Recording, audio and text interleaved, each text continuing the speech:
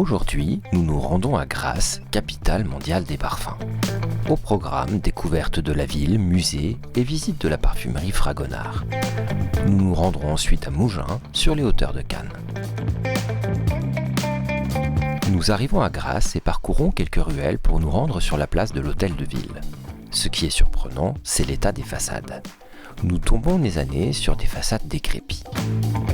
Il y a une ambiance de pauvreté qui contraste fortement avec l'image glamour véhiculée par l'industrie de la parfumerie qui fait le rayonnement international de la ville. Cette dernière s'est engagée dans un grand plan de rénovation pour lutter contre cette pauvreté visible. Ainsi, elle interdit maintenant la location de certains bâtiments sans autorisation de la municipalité, misant sur une rénovation des bâtiments par les bailleurs. Des subventions sont accordées aux propriétaires qui n'ont pas les moyens, ce qui représente environ 12% des occupants. Arrivés près de l'hôtel de ville, nous découvrons une vue panoramique sur le pays de Grasse. L'image contraste totalement avec les rues en contrebas. Chaque année, en juillet et en août, la ville met en place les siestes parfumées. On retrouve ainsi des transats dans différents lieux de la ville, comme le jardin du musée. Et c'est sur la place du 24 août que nous retrouvons certaines de ces chaises longues disposées dans un petit écrin de verdure au centre de la placette. Après cette halte et quelques photos prises sur cette chaise longue géante, nous nous dirigeons vers la cathédrale Notre-Dame du Puy. C'est une ancienne cathédrale catholique romaine. 8 cloches sonnent d'un clocher dépassant la cathédrale de 34 mètres. Le style s'inspire de la tradition lombarde. Les murs sont édifiés en pierre blanche calcaire appelée pierre de la Turbie. L'actuelle porte de la façade en noyer date de 1721. La première mention d'une église à Grasse est établie en 1154 sous le nom de Notre-Dame du Puy.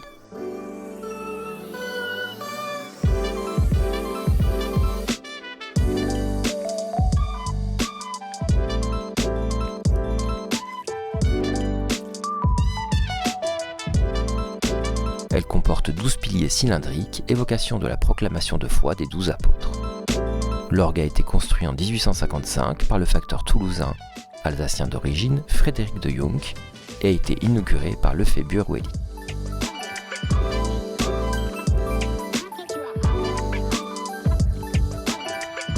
Sortis de l'église, nous découvrons le monument aux morts qui fut inauguré le 4 mars 1928. Gaston Le Bourgeois fut distingué pour la réalisation artistique du monument et l'architecte local Léon Lebel fut chargé de mettre en œuvre le projet du portique commémoratif, sorte de temple carré soutenu par 4 piliers couverts d'un toit et mêlant les influences provençales et antiques.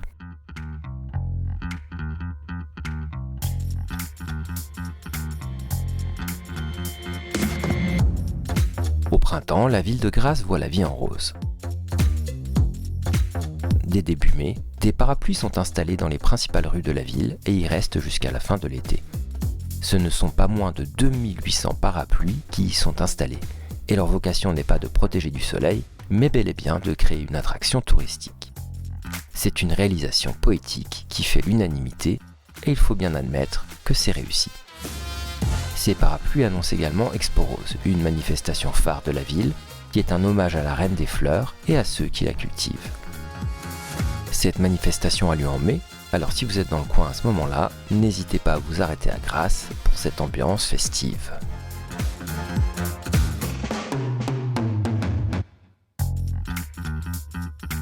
Nous nous dirigeons vers la vieille ville et sillonnons les charmantes ruelles étroites du vieux Grasse, dont les façades sont peintes de couleurs jaunes et orangées.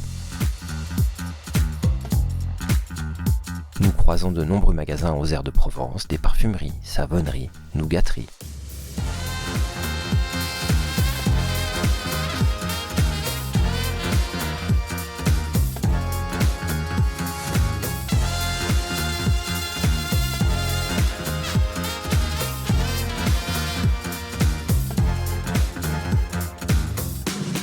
Mais depuis le XIIe siècle, la ville est surtout connue et considérée comme la capitale mondiale du parfum.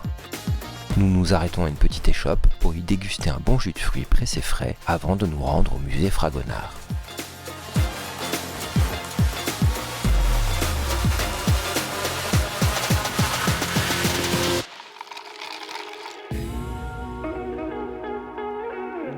L'exposition du moment s'intitule La route du bonheur. L'entrée est libre et nous y découvrirons les peintures de Jean-Baptiste Maillet.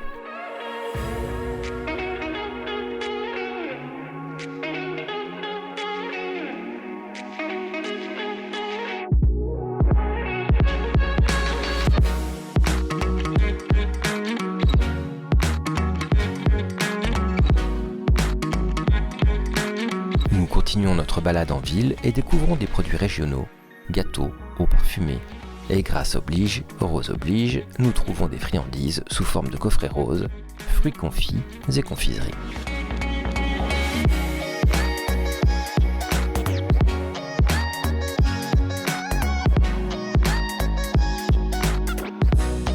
C'est à l'entrée de la vieille ville de Grasse, dans un très bel hôtel particulier, ancienne demeure de la marquise de Cabris, sœur de Mirabeau, que se situe le musée provençal du costume et du bijou.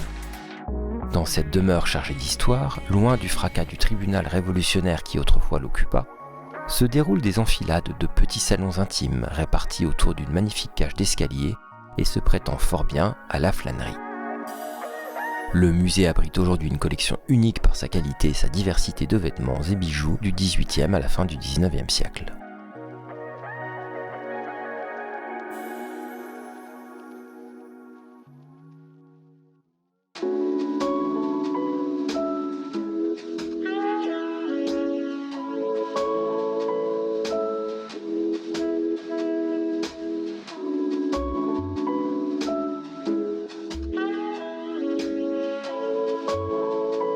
Le moins que l'on puisse dire, c'est que l'on retrouve le nom de Fragonard un peu partout dans la ville.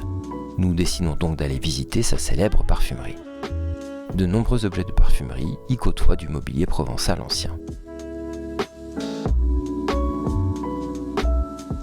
Installée depuis 1926 dans cette ancienne usine de tannerie au XVIIIe siècle, elle est devenue usine de parfumerie au tout début du siècle suivant.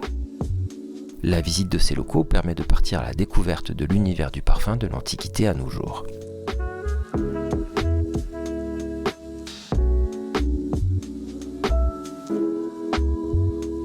Dans la salle du distilloir sont exposés des alambics permettant la distillation à la vapeur d'eau. Un guide nous explique l'histoire de la parfumerie et les techniques anciennes qui permettent d'extraire les huiles essentielles. Nous découvrons les techniques de l'enfleurage à chaud et à froid pour les fleurs les plus fragiles, comme le jasmin ou la jonquille, ainsi que les techniques modernes d'extraction. Dans la salle de conditionnement s'effectue la mise en flacon et l'étiquetage des parfums. Les flacons sont en aluminium, ce qui protège les parfums de la lumière et permet une conservation jusqu'à 6 ans. La salle de macération et filtrage est composée de grandes cuves en inox, dans lesquelles les concentrés de parfums sont mélangés avec l'alcool et macèrent pendant plusieurs semaines. Nous y découvrons de vieilles machines et des photos d'époque encadrées et affichées sur les murs.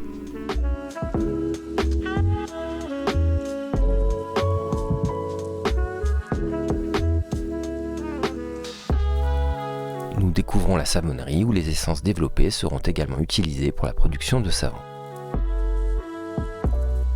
La visite des ateliers se termine dans l'ancien laboratoire du parfumeur. La sortie se fait par le salon de vente où tous les produits de la parfumerie sont présentés aux différents comptoirs. Parfums, eau de toilette, savon, bougies, diffuseurs, mais également cosmétiques, gel douche et coffrets cadeaux.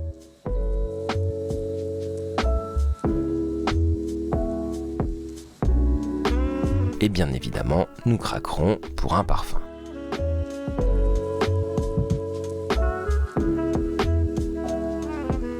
Avant de repartir, arrêt dans une boulangerie pour un petit encas et nous nous dirigerons vers Mougins.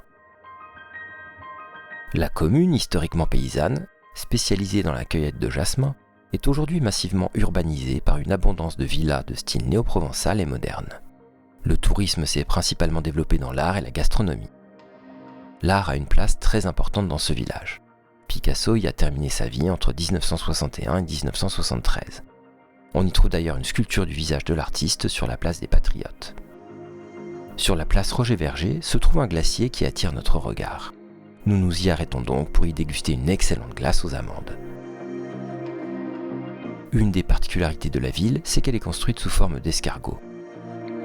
Chaque année, le Festival international de la gastronomie est organisé au mois de septembre.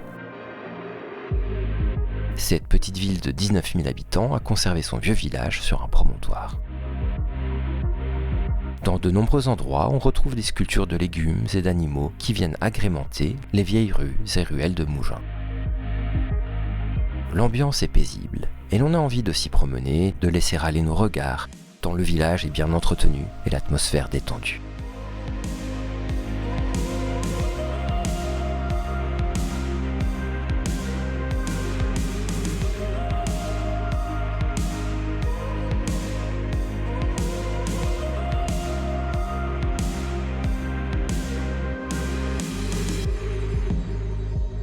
Datant du XIe siècle, l'église romane Saint-Jacques-le-Majeur se dresse au milieu du village. Elle a été agrandie au XVIIIe siècle. Son clocher-terrasse est typique des églises de Provence. Il est désormais possible, sur réservation uniquement, de monter en haut de son clocher qui culmine à plus de 300 mètres d'altitude et offre une vue panoramique.